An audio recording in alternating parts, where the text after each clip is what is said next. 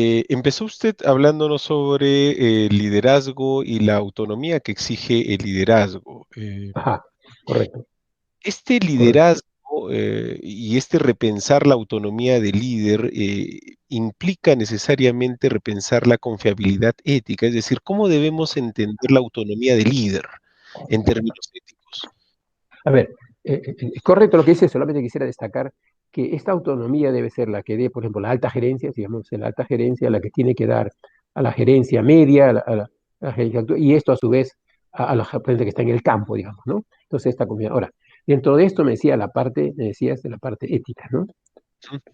Esto viene a través de los valores, perdón, los valores, disculpen que mi letra vaya a salir, no puede quedar esto acá así, yo tengo que borrarlo esto de acá. Viene a través de, y vamos a ver la relación que hay, vamos a ver.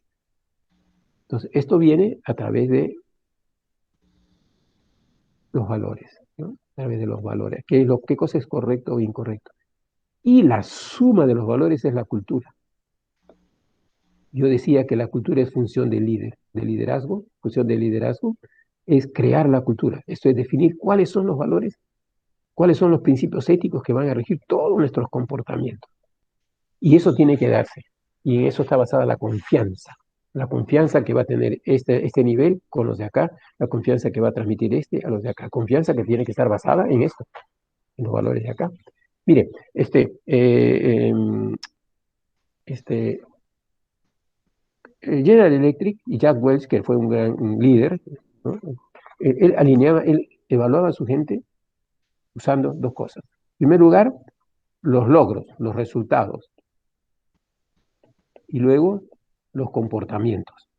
Los comportamientos. ¿Qué es lo que? Comportamiento que tiene que estar basado en valores, ¿no? Porque si sigue valores solamente, entonces es un poquito más etéreo, pero los comportamientos que estén adecuados a los valores. La persona podía no cumplir los valores, sí cumplir los valores. No cumplir los resultados o sí cumplir los resultados. Aquellos, pues, que sí cumplían los comportamientos y obtenían resultados, era todo para ellos. Promociones, bonos, todo, facilidades, todo. Lógicamente, aquellos que no cumplían salían fuera. Pero aquellos que sí cumplían los resultados, pero no cumplían con los comportamientos, con los valores, con esos principios éticos que me mencionan, esos también iban fuera. No me interesan los resultados si no han sido logrados con las formas de trabajo, con los comportamientos, con eso que tú me indicas, con esa confianza que yo busco. Y aquellos inclusive que sí tienen los comportamientos y no lograron los resultados, les daba hasta una segunda o tercera oportunidad. Entonces, a tu pregunta de el rol que cumple esta autonomía, la confianza y la autonomía es indispensable. Para poder yo dar autonomía tengo que confiar, por eso tengo que ver que la persona esté motivada, que la persona sea competente y que se encaje dentro de la cultura que estoy tratando de crear. Jad Welch se desprendió de una serie de compañías que ellos tenían, que eran muy rentables, pero la cultura que tenían, la desconfianza que había entre ellos, el cinismo con el que se manejaban, él decía, era muy intenso como para intentar cambiarlo. Y prefería vender esa compañía y crear otra o comprar una que pudiera moldear ese nivel de confianza que tú indicas que es tan importante para poder dar autonomía a las personas, ¿no? Porque Hay no un, podemos estar, sí, adelante. hay un caso muy interesante, ¿no? Del comportamiento que tuvo la empresa estatal petrolera noruega en relación a socios que tenía en varios países del mundo, ¿no? Salió Cuéntame, incluso ¿no? Claro, salió incluso denunciando el hecho de que rompía relaciones corporativas, relaciones de negocios con estas empresas porque, y lo decía así abiertamente, ¿no? Tenía vínculos con la explotación infantil, tenía Claro, vínculos claro, con el armamento o con la industria del tabaco o del alcohol, ¿no? Y seguro, claro, seguro. las empresas pusieron el grito en el cielo porque no las ponían en evidencia, sino que además implicaba pues perder un socio del tamaño del que representa la empresa estatal de petróleos Noruega. Ahí hay entonces una prevalencia de la perspectiva ética en estos liderazgos, ¿no? Unos liderazgos que están Correcto. cimentados sobre la Sí, sí, visión sí. distinta. Ya, ¿Por qué el mundo no sigue estos ejemplos, profesor? a ver, ¿por qué no sigue estos ejemplos? Es buena pregunta.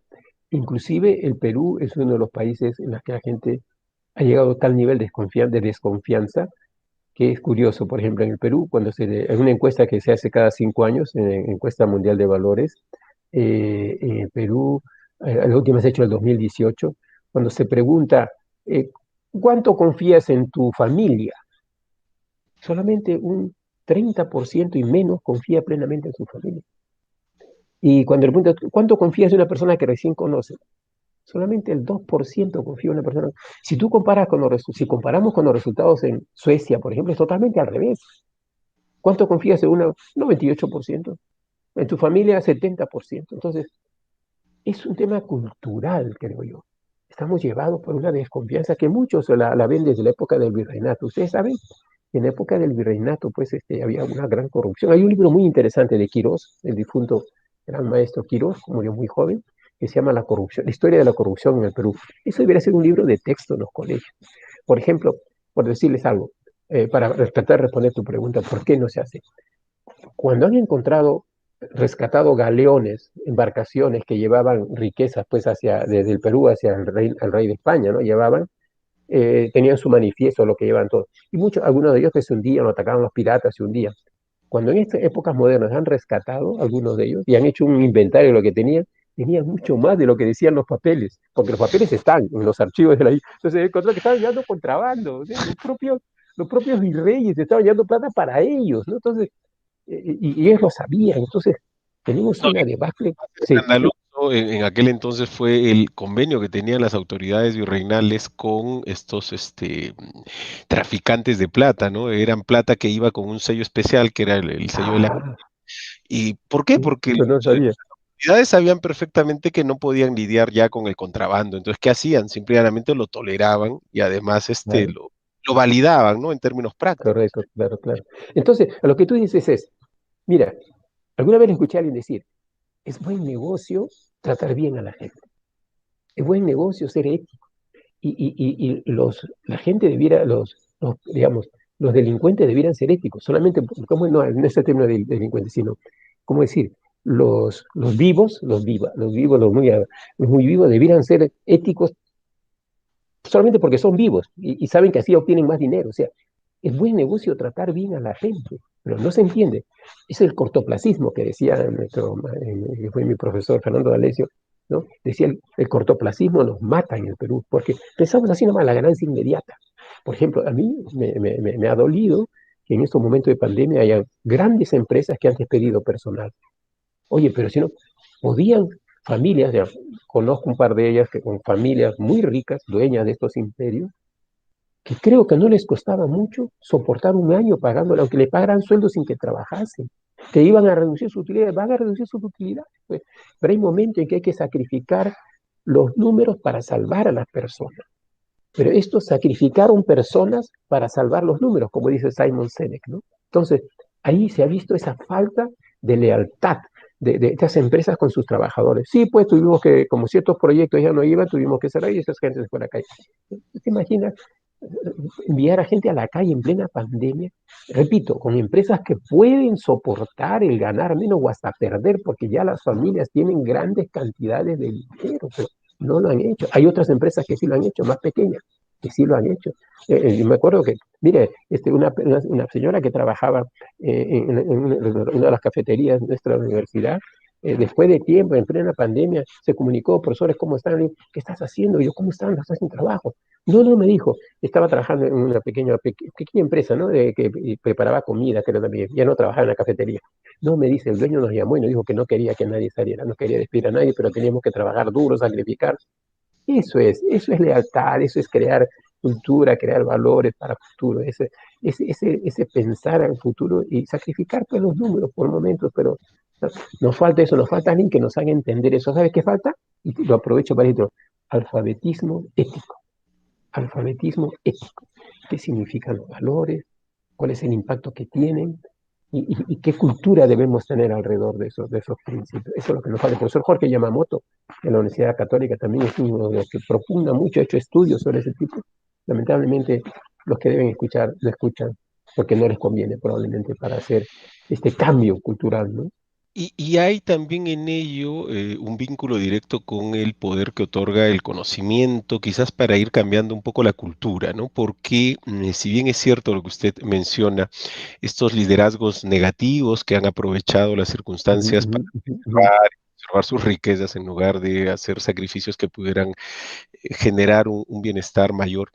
Eh, También es cierto que el conocimiento ha puesto en evidencia muchas veces estas actitudes poco éticas en algunos líderes y en algunos liderazgos, ¿no? Me viene a la mente, por ejemplo, el famoso caso Enron, que se puso en Mm, evidencia con Negrini, ¿no? Que utiliza una fórmula matemática muy, muy antigua para descubrir un engaño en los números de Enron, ¿no? Que había estado, ajá. pues, haciendo sus propios reportes, ¿no?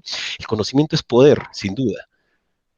Sí, conocimiento es poder, que lamentablemente más usado, porque es la parte del conocimiento puro que no está llevado la parte de la integridad. Por eso decía, la persuasión tiene tres cosas, ¿no? Yo puedo tener grandes conocimientos, la razón, poder manejar el pensamiento crítico, todo, puedo manejar la emoción, pero por eso está el tercer pilar, que es el aspecto de los valores, el aspecto de la ética, ¿no? El aspecto de la imagen, la credibilidad. Y ese poder que, como algunos dicen, este, en el Perú no es que haya fallado los sistemas de control. Los sistemas de control han funcionado como ha sido diseñados para que funcionen así. Se han creado proporcionando los pequeños túneles donde se puedan escapar los roedores, ¿no? Entonces, el sistema en el Perú está creado, los sistemas de justicia están creados con esos huequitos para que se puedan salvar. Por eso, cuando a mí me preguntan, profesor, ¿usted en qué invertiría más? ¿En educación, en salud o en vivienda? ¿En qué invertiría más? En ninguno de los tres. Yo invertiría en el sistema de justicia. Si no hay un sistema de justicia que asegure que el que comete un delito lo paga por él, puedo poner 800.000 millones de soles para la educación. ¿Qué va a pasar con ese dinero? Se va a perder, se lo van a robar. Puedo tratar de crear 25.000 hospitales. ¿Cuánto va a costar cada hospital? 3 veces más de lo que debía costar. Si no hay un sistema de justicia que asegure de que todos cumplimos el contrato social de protegernos y de cuidarnos y de corresponder a las expectativas. Ese es el contrato social más básico. Cuando comenzamos a formar tribus, Simon, sí, nuevamente tengo que estar a Simon Sinek hoy día, dice, lo que hizo la gente fue ponerse de acuerdo. Ya, mientras yo duermo, tú cuidas, ¿ya? Y mientras yo duermo y tú cuidas, tú sales a cazar o sales a recoger frutos y tú traes, y luego nos turnamos, ¿ya? Y acá guardamos la comida y nos la repartimos de acuerdo a nuestra... Ya, listo. En el momento que eso comenzó a fallar, tuvo que formarse un sistema de justicia para justiciar al que no cumplía. Sin ese sistema de justicia que asegure que cada uno cumple su rol, poca cosa puede funcionar. Entonces, lo que yo digo es, en el Perú necesitamos un sistema de justicia que funcione, necesitamos una cultura basada en una visión de país muy entendible por todas y con valores que sean mostrados con el ejemplo y castigados los que no lo siguen, mostrados con educación eh, en, en, en paralelo, niñez, juventud, adultez, tercera edad, paralelo, pero con una voluntad pues, de querer realmente cambiar, de querer cambiar. Eso es lo que creo que necesitamos, ¿no? Va a ser un poco odioso quizás el ejemplo que vaya a mencionar, ¿no? Pero Uh -huh. por la naturaleza del gobierno, ¿no? En el caso de China es curioso que los altos funcionarios son invitados a pasar unos 5 días aproximadamente en las cárceles estatales junto con su familia, ¿no? Y claro, es una forma disuasiva porque es más o menos Totalmente, claro, claro. eh, Quiero que esto veas lo que te espera, claro, es curioso, claro, ¿no? claro.